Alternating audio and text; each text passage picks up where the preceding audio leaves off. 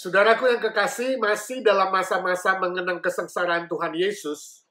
Hari ini saya ingin mengajak kita memikirkan sebuah tema perjalanan kemenangan Tuhan Yesus. 3 hari yang lalu, hari Selasa 16 Maret 2021, ketika saya sedang mengetik di laptop saya, tiba-tiba terdengar suara dentuman yang keras sekali.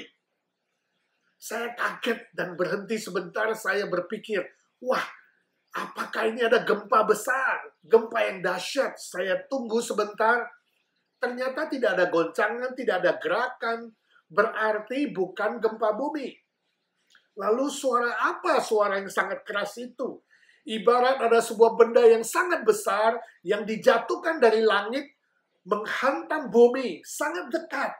Dan suaranya keras sekali. Setelah memeriksa apa yang dikabarkan oleh news beberapa waktu kemudian, ternyata ada sebuah eksiden besar, ada sebuah kecelakaan yang besar, di mana ada sebuah rumah yang isinya adalah penuh dengan fireworks, mercon-mercon, kembang api, mungkin dia pengusaha atau penjual kembang api, dan stoknya semua di rumahnya banyak sekali, itu terbakar dan meledak seperti sebuah bom. Dan suaranya sangat-sangat keras, padahal jaraknya cukup jauh dari rumah kami, kira-kira 2,5 mil jauhnya. Dan menurut berita, satu rumah habis terbakar dan memakan korban mati 2 orang oleh eksiden seperti itu, dan puluhan rumah sekitarnya terdampak dan penghuni-penghuninya harus dievakuasi. Sangat-sangat mengerikan. Saudaraku, eksiden dan kecelakaan seperti ini mengingatkan kita bahwa hidup manusia itu sangat singkat. Tidak ada seorang pun yang tahu dia tinggal berapa lama hidup di dunia ini. Kita tidak tahu kapan kita dipanggil Tuhan. Bisa saja tiba-tiba terjadi sesuatu dan Tuhan memanggil kita.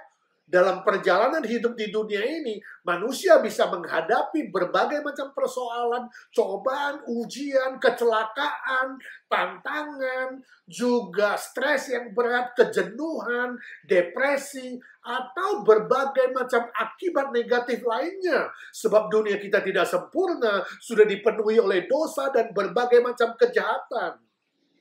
Permisi tanya saudaraku, bagaimana saudara menghadapi berbagai macam situasi dan kondisi yang tidak menyenangkan itu? Misalnya ada kecelakaan, ada situasi yang berbahaya, atau ada berbagai kesulitan dan penderitaan yang tampaknya sudah di depan mata kita. Sebelum Tuhan Yesus menghadapi puncak penderitaannya di kayu salib, dia mengadakan sebuah perjalanan menuju ke Yerusalem. Perjalanan ini saya sebut dengan perjalanan kemenangan. Walaupun ada ancaman, ada bahaya, ada penderitaan berat, bahkan ada maut yang akan dijalani oleh Tuhan Yesus. Dia tidak frustrasi, dia tidak stres berat, dia tidak pesimis, dia tidak depresi, dia tidak putus asa, tapi Tuhan Yesus melakukan sebuah perjalanan iman yang menunjukkan kemenangannya sebelum dia menghadapi penderitaan yang berat, sengsara yang berat, bahkan kematian untuk umat manusia. Bagi para musuhnya dan orang-orang yang menolaknya, yang tidak mau percaya, menganggap Tuhan Yesus itu adalah sebuah kekalahan. Sebab segera dia akan diadili dan dihukum mati. Tapi bagi Tuhan Yesus, itu adalah sebuah kemenangan yang akan dialaminya setelah penderitaannya nanti. Mari kita baca firman Tuhan dalam Injil Lukas, pasal 19, ayat 35-40. Demikian firman Tuhan. Injil Lukas 19, ayat 35-40. Mereka membawa keledai itu kepada Yesus, lalu mengalasinya dengan pakaian mereka, dan menolong Yesus naik ke atasnya. Dan sementara Yesus mengendarai keledai itu, mereka menghamparkan pakaiannya di jalan. Ketika dia dekat Yerusalem, di tempat jalan menurun dari Bukit Zaitun, mulailah semua murid yang mengiringi dia bergembira dan memuji Allah dengan suara nyaring oleh karena segala mujizat yang telah mereka lihat. Kata mereka, diberkatilah dia yang datang sebagai raja dalam nama Tuhan. Damai sejahtera di sorga dan kemuliaan di tempat yang maha tinggi. Beberapa orang Farisi yang turut dengan orang banyak itu berkata kepada Yesus, "Guru, tegurlah murid-muridmu itu." Jawabnya, "Aku berkata kepadamu, jika mereka ini diam, maka batu ini akan berteriak." Saudaraku, dalam bacaan Alkitab kita di atas, kita akan belajar beberapa kebenaran tentang perjalanan kemenangan Tuhan Yesus sebelum dia menghadapi penderitaannya dan kematiannya di atas kayu salib. Yang pertama, Yesus mengumumkan kemenangannya, ayat 37 sampai 38. Ketika Tuhan Yesus mulai memasuki kota Yerusalem, para murid dan orang-orang banyak yang sudah menyaksikan dan mengalami mujizat Tuhan, mereka secara spontan menyambut Tuhan Yesus dengan menaruh pakaian mereka di jalanan, lalu dengan daun-daunan palma, mereka bersorak-sorai memuji Tuhan dan mengeluh-elukan Tuhan Yesus sebagai Raja. Inilah pernyataan atau proklamasi pengumuman kemenangan Tuhan Yesus atas semua musuhnya, atas semua bahaya, semua ancaman, penderitaan, dan maut yang akan dijalaninya. Kemenangan Tuhan Yesus mengalahkan kuasa dosa, kuasa maut, dan kuasa iblis. Saudaraku, orang banyak memuji Tuhan dengan berteriak, "Diberkatilah kiranya dia yang datang sebagai Raja dalam nama Tuhan. Damai sejahtera di sorga dan kemuliaan di tempat yang maha tinggi." Di kitab Injil lainnya mencatat orang-orang banyak berteriak, "Hosana, Hosana." Diberkatilah dia yang datang sebagai Raja yang membawa damai. Hosana artinya, Tuhan kasihanilah kami, berilah kami keselamatan. Itu sebuah seruan kepada Tuhan Yesus Raja Damai untuk memberikan keselamatan yang sejati. Istilah raja di sini menunjuk kepada raja yang membawa damai sejahtera. Damai yang sejati yaitu pengampunan dosa dan keselamatan. Jadi bukan raja duniawi yang bersifat jasmani, bersifat materi, dan bersifat sementara. Bukan. Tapi raja sorgawi, raja segala raja yang spiritual sifatnya, yang kekal selama-lamanya. Nah, kalau kita bandingkan dengan surat Filipi dan kitab Wahyu, di sana dikatakan kelak semua lutut akan bertelut menyembah Tuhan Yesus. Dan semua lidah akan mengaku bahwa Yesus Kristus adalah Tuhan segala Tuhan dan Raja segala Raja. Dia yang akan menerima kemuliaan sampai selama-lamanya. Saudaraku, sebagai orang Kristen yang sejati, hari ini kita harus tetap kuat, tabah, dan beriman menghadapi semua persoalan yang terjadi dalam hidup ini. Sebab Tuhan Yesus yang telah menang juga menjanjikan kemenangan bagi kita dalam menghadapi persoalan apa saja. Roma 8:37 mengatakan, kita yang di dalam Yesus Kristus adalah lebih daripada orang-orang yang menang. Tidak ada satu persoalan pun, tidak ada satu penderitaan pun, bahkan maut sekalipun tidak bisa memisahkan kita dari Tuhan Yesus yang telah menebus kita dan memiliki kita. Amin. Jika kita tetap setia, bersandar, dan berharap kepada Tuhan, dan taat kepada firman-Nya, maka Tuhan akan bekerja sesuai dengan kuasanya sebagai Raja. Dia akan mengontrol segala sesuatu. Dan hasilnya pasti akan mendatangkan kebaikan bagi kita dan mendatangkan kemuliaan bagi namanya. Izinkan saya tanya, menurut saudara, apakah 1000 kilogram beras itu berat? Saya yakin kita katakan berat. Kita gak sanggup memikulnya, jangankan 1000 kilo. 500 kilo aja gak kuat, mungkin 200 kilo aja gak kuat, cukup berat. Tapi bila dibandingkan dengan sebuah kapal barang yang bisa mengangkat puluhan ton barang, apakah 1.000 kilogram beras itu berat atau ringan? Pasti menjadi ringan sekali, bukan? Demikian pula dengan Tuhan Yesus. Dia ibarat kapal barang yang sangat besar itu. Dan beban kita ibarat beras yang beratnya hanya 500 atau 1.000 kilogram. Semua penderitaan kita sanggup ditanggung oleh Tuhan Yesus dengan sangat mudah. Sebab dia tak terbatas. Dia sudah menang dan kita pun akan mengalami kemenangan yang sama. Sebab itu firman Tuhan katakan, penderitaan kita yang sementara di dunia ini tidak ada artinya jika dibandingkan dengan kemuliaan yang akan kita terima kelak ketika Tuhan Yesus datang kedua kali. Izinkan saya tanya lagi, mana yang akan saudara pilih? Menjadi seperti seorang pengemis satu hari, lalu seumur hidup saudara akan jadi raja yang tinggal dalam kerajaan yang megah dan mewah? Atau saudara memilih jadi raja satu hari, tapi seumur hidup saudara akan menjadi pengemis? Saya yakin saudara akan pilih yang pertama, menjadi satu hari pengemis, tapi seumur hidup menjadi raja, menikmati segala kemegahan dan kemewahan. Atau contoh lain, mana yang saudara pilih? Menjadi orang miskin satu hari, tapi seumur hidup menjadi milioner, yang hidup dengan berlimpah-limpah, atau sebaliknya, jadi milioner satu hari, tapi seumur hidup bangkrut dan jadi orang miskin. Saya yakin saudara akan pilih yang pertama, bukan?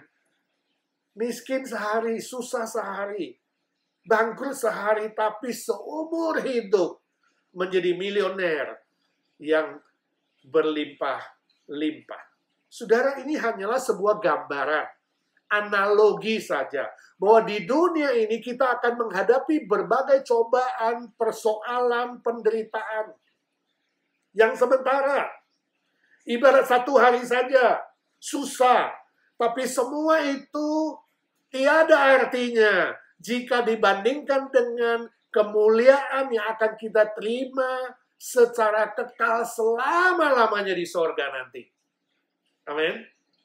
Sebab itu marilah kita memandang kepada perjalanan kemenangan Tuhan Yesus dan lebih beriman kepadanya, lebih bersandar kepadanya, lebih bersyukur kepadanya, dan lebih tabah dan kuat menghadapi cobaan, ujian, persoalan, penderitaan seberat apapun, tapi sementara di dunia ini. Amin.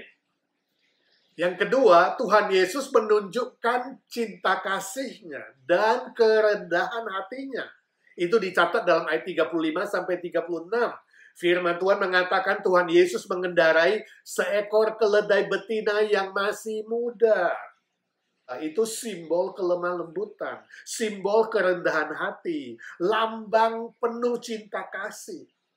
Hal ini menunjukkan bahwa kemenangan Tuhan Yesus itu bukan soal gagahnya, pintarnya, kuasanya, kayanya, cakapnya, atau hebatnya Tuhan secara duniawi. Bukan. Tetapi soal cinta kasih-Nya dan kerendahan hatinya. Yesus bisa memilih menunggang seekor kuda, sebab semua perjalanannya dia yang atur. Kalau saudara membaca ayat-ayat sebelumnya, dia yang mengatur para muridnya untuk pergi kepada seseorang di desa dekat Yerusalem itu dan meminta atau mengambil keledai betina yang muda. Juga sudah diberikan passwordnya kalau ditanya, kenapa kamu ambil? Ketika ditanya, dan cukup menjawab, Tuhan membutuhkannya. Saudaraku yang kekasih, rendah hati itu bukan berarti tidak ada pilihan lain. Tetapi Yesus rela memilih naik keledai muda dibandingkan menaiki seekor kuda yang gagah. Rendah hati artinya kita bisa memilih duduk di kelas ekonomi walaupun kita mampu dan bisa duduk di kelas bisnis.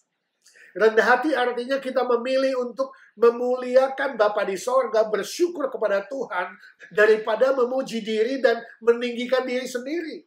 Itu rendah hati. Nah, saudara, hal ini sangat penting Sebab kerajaan sorga itu bukan soal kegagahan, kekuatan atau kehebatan secara jasmani, secara politis, secara materi, secara kekayaan duniawi, bukan. Tetapi kerajaan sorga itu soal keselamatan jiwa, soal pengampunan dosa, soal damai sejahtera, soal sukacita sorgawi, secara spiritual, dan sifatnya kekal selama-lamanya. Puji Tuhan. Tuhan Yesus yang adalah Allah Sang Pencipta. Pencipta segala sesuatu, alam semesta dan segala isinya, termasuk menciptakan manusia. Dia memilih dengan kerelaannya, dengan cinta kasihnya untuk datang ke dunia ini, inkarnasi sebagai manusia. Demi menyelamatkan umat manusia, saudara dan saya yang berdosa, agar kita dibebaskan dan diberi hidup yang kekal. Saudara pernah dengar cerita Mahatma Gandhi? Dia adalah mantan Perdana Menteri di India yang hidup di abad yang lalu. Dia pernah bersaksi bahwa setiap hari dia suka membaca kitab Injil, khususnya khotbah Tuhan Yesus di Injil Matius pasal 5 sampai pasal 7. Dia bersaksi bahwa hidupnya Tuhan Yesus, ajaran Tuhan Yesus sangat mempengaruhi hidupnya.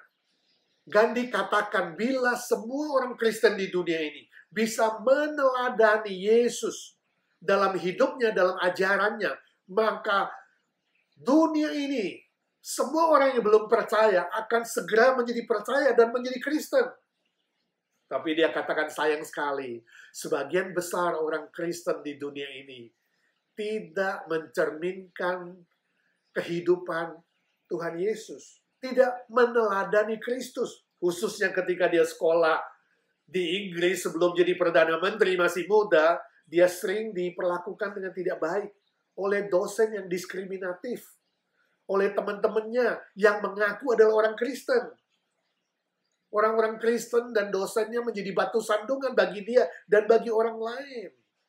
Sayang sekali. Itu sebabnya dia katakan salah satu faktor kenapa dia tidak mau menjadi orang Kristen. Tetapi sangat respect, sangat hormat, dan meneladani ajaran Tuhan Yesus. Saya berharap di akhir hidupnya, di detik-detik terakhir, dia sungguh mengakui Tuhan Yesus sebagai juru selamat. Dan kelak nanti kita bisa bertemu dengan Gandhi di sorga. Suatu kali ada cerita ketika Gandhi sudah menjadi Perdana Menteri di India, dia naik kereta api. Dan dia memilih duduk di kelas 3, kelas yang paling rendah bersama dengan rakyat jelata. Padahal dia berhak dan dia bisa duduk di kelas VIP. Bahkan lebih dari VIP, dia tidak memilih itu. Ketika wartawan bertanya kepada dia, kenapa Pak Gandhi memilih duduk di kelas 3, bukan duduk di VIP? Dengan ramah dan rasa humor dia menjawab, saya memilih duduk di kelas 3 sebab tidak ada kelas 4. Tidak ada yang lebih rendah. Jadi dia rela memilih yang paling rendah daripada duduk di yang paling tinggi. Dia meneladani Tuhan Yesus. Sense of humor-nya, rasa humornya sangat tinggi, bukan?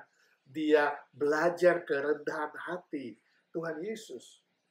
Ada lagi cerita lain, suatu hari dia naik kereta api lagi, dan sandalnya terjatuh sebelah. Lalu yang satunya dia copot, ya karena waktu itu kereta api mulai berjalan, dia buka satu lagi dan dia lemparkan keluar. Ketika ditanya, kenapa kamu buang satu lagi sandalmu? Dengan rasa humor dan ramah, dia menjawab, supaya orang yang mendapatkan sandal itu bisa memakainya. Itu lebih berguna daripada memiliki hanya sebelah saja. Luar biasa. Dia juga meneladani Tuhan Yesus yang memiliki cinta kasih, yang memikirkan orang lain, yang mengasihi orang lain, dia mengasihi rakyatnya. Itu sebabnya Gandhi sangat direspek oleh seluruh rakyat di India. Saudara, ini adalah contoh orang yang rendah hati dan memiliki hati yang mengasihi. Walaupun Gandhi bukan Kristen, dia beragama Hindu, tapi dia meneladani kerendahan hati dan cinta kasih dari Tuhan Yesus. Saudaraku, hari ini sebagai orang Kristen yang sejati, sudah seharusnya lah kita meneladani Tuhan Yesus, Guru yang agung, Tuhan kita, Juru Selamat kita, yang sungguh-sungguh rendah hati, lemah lembut dan penuh kasih. Walaupun kita semua sudah diberikan garansi, jaminan, kepastian kemenangan, tapi kita harus tetap belajar rendah hati dan menunjukkan cinta kasih kepada orang lain. Sebab orang yang tidak memperhatikan orang lain, tidak mengasihi orang lain, dan yang meninggikan dirinya, kelak akan direndahkan. Dan akan gagal hidupnya dan tidak berkenan kepada Tuhan. Ingatlah saudaraku, apapun yang saudara miliki di dunia ini, semua itu bukan karena hasil kekuatanmu, kehebatanmu, kepintaranmu, kegagahanmu, tetapi karena anugerah Tuhan dan pemberian Tuhan. Karena cinta kasih Tuhan kepada saudara. Sebab itu, mari kita sama-sama belajar terus bersyukur, terus belajar berterima kasih. Bersyukur dalam segala hal, segala perkara, segala keadaan. Sebab Tuhan Yesus yang mengajarkan kita untuk rendah hati dan senantiasa memiliki kasih seperti Kristus. Amin. Yang ketiga, Tuhan Yesus menunjukkan otoritasnya. Ayat 39 dan 40. Ketika dia memasuki Yerusalem, orang-orang mulai mendebarkan pakaian mereka, murid-muridnya dan orang banyak mulai berteriak bersorak-sorai memuji Tuhan sebagai Raja Damai yang memohon keselamatan dan belas kasihan dari Tuhan. Tapi orang-orang Farisi yang ada di situ, mereka iri hati, mereka menjadi marah dan kesal dan kemudian meminta Tuhan Yesus men-stop orang-orang banyak dan murid-murid yang memuji Tuhan. Tetapi Tuhan Yesus menjawab mereka bahwa kalau semua orang banyak itu dan muridnya berdiam diri, maka batu-batu akan berteriak memuji Tuhan. Hal ini menunjukkan otoritas Tuhan Yesus yang maha kuasa dan maha daulat. Dia berkuasa atas segala sesuatu, bahkan batu-batu pun bisa diperintahkan oleh Tuhan untuk berteriak dan memuji Tuhan, bersorak-sorai untuk Tuhan. Sebab itu saudaraku, bila hari ini Tuhan Yesus masih memakai saudara, masih memberikan saudara kesempatan untuk melayani pekerjaannya, jangan saudara menunda, jangan saudara menolak, jangan saudara menyia-nyiakan kesempatan yang ada. Sebab bila saudara tidak mau dan menolak kesempatan itu, berdiam diri dan berpangku tangan, Tuhan Yesus berkuasa, berotoritas, berdaulat, memakai siapa saja atau apa saja sesuai dengan kehendaknya demi memuliakan Bapa di sorga, demi untuk memuji dan menyembah dan meninggikan nama Tuhan. Saudara, peristiwa kecelakaan ledakan sebuah rumah yang penuh dengan fireworks yang tadi saya ceritakan di pendahuluan mengingatkan saya salah seorang alumni kami, Seminari Alkitab Asia Tenggara. Dia bersaksi waktu dia dipanggil oleh Tuhan menjadi hamba Tuhan full time. Dia sudah jelas tapi masih menunda-nunda. Dia masih tarik ulur dengan Tuhan, masih menolak gerakan dari Tuhan. Dia melarikan diri seperti Nabi Yunus dan buang-buang kesempatan, menyia-nyiakan waktunya. Cukup lama. Akhirnya Tuhan izinkan usahanya, dia seorang pengusaha mercon juga, pengusaha fireworks juga, dan kembang api itu, Tuhan izinkan gudangnya yang penuh dengan barang-barang mercon dan kembang api itu habis terbakar, ludes semuanya. Bisnisnya bangkrut, dan dia kehilangan segala-galanya. Barulah dia menyerahkan diri secara total kepada Tuhan. Singkat cerita, akhirnya dia masuk sekolah Alkitab, belajar secara full time, digembleng, dilatih oleh Tuhan di sana, akhirnya menjadi seorang hamba Tuhan secara full time.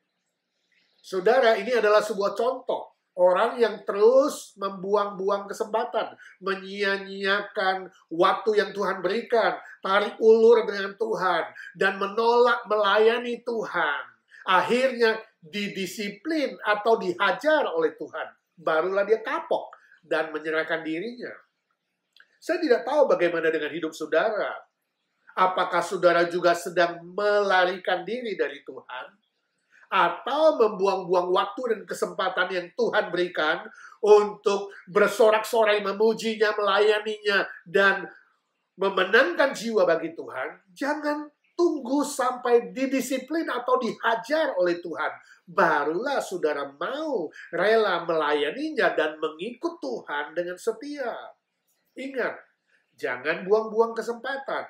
Jangan menunda-nunda, jangan tarik ulur waktu, jangan jual mahal. Jangan sampai Tuhan tutup kesempatan saudara dan memberikannya kepada orang lain atau kepada siapa saja. Bahkan batu pun bisa dipakai oleh Tuhan kalau kita menolak dipakai oleh Tuhan. Amin. Ingat, Tuhan Yesus yang memegang kontrol hidup saudara, waktu hidup saudara, dan semua yang saudara miliki. Dia juga berotoritas dan berdaulat penuh atas usia dan umur saudara di dunia ini. Kalau saudara masih bernafas, bersyukurlah, itu anugerah Tuhan. Kalau masih diberi kesehatan dan kesempatan, bersyukurlah, itu anugerah Tuhan.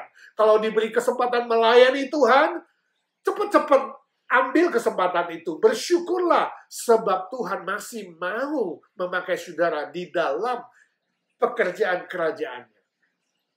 Itulah yang saya sebut dengan perjalanan kemenangan iman, yang tidak bisa dibeli dengan harta benda, tidak bisa dibeli dengan uang sebanyak berapapun. Ingat, jerih lelah saudara dalam melayani Tuhan, dalam mengikut Tuhan dan terlibat dalam pekerjaannya, pasti tidak akan sia-sia, tetapi bernilai kekal selama-lamanya dalam kerajaan sorga. Amin. Mari kita berdoa. Tuhan Yesus, kami mengucap syukur dan terima kasih sebab Engkau telah memberikan teladan perjalanan kemenangan bagi kami. Tolonglah kami ya Tuhan, selalu mengingat akan cinta kasih-Mu, kerendahan hati-Mu, kelemah lebutan-Mu, dan kami meneladani-Mu, menjalani perjalanan kemenangan iman di dunia ini. Walaupun menghadapi berbagai macam persoalan, tantangan, kesulitan, dan penderitaan, kami tahu ya Tuhan, semua itu tidak ada artinya dibandingkan dengan kemuliaan, kemenangan yang sudah Kau janjikan dan garansi kepada kami. Tolonglah kami semakin beriman, semakin mengucap syukur, semakin rendah hati, semakin setia mengikut-Mu dan melayani-Mu Tuhan. Sampai nafas hidup kami yang penghabisan. Terima kasih Tuhan, biarlah masa kesengsaraan-Mu ini mengingatkan kami senantiasa fokus dan mengenang akan pribadi-Mu, karya-Mu, dan seluruh ajaran firman-Mu, ya Tuhan. Tolong kami bukan hanya menjadi pendengar-pendengar firman Tuhan, tapi kami menjadi pelaku-pelaku firman Tuhan. Terima kasih Tuhan, Kau sudah mendengar doa kami, sebab kami berdoa di dalam satu nama, Tuhan Yesus Kristus, Juru Selamat dan Penebus kami, sobat kami yang setia, Tuhan segala Tuhan, Allah segala Allah yang hidup selama-lamanya. Amin. Amin.